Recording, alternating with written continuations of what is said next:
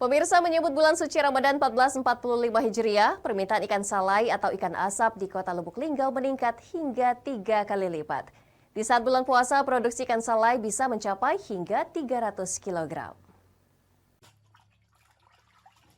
Beginilah aktivitas proses produksi ikan salai atau ikan asap di kota Lubuk Linggau.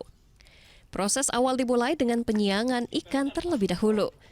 Bahan baku berbagai ikan sebagian dibeli dari pasar induk dan di tempat budidaya ikan.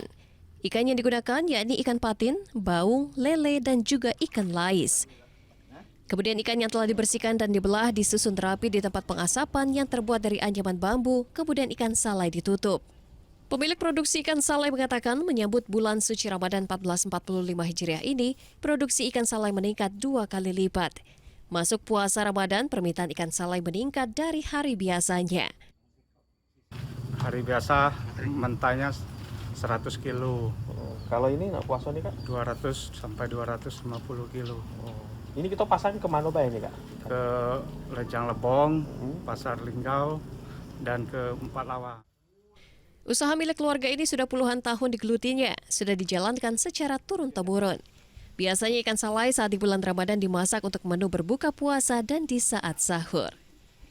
Dari Lubuk Linggau, Sudirman iNews melaporkan.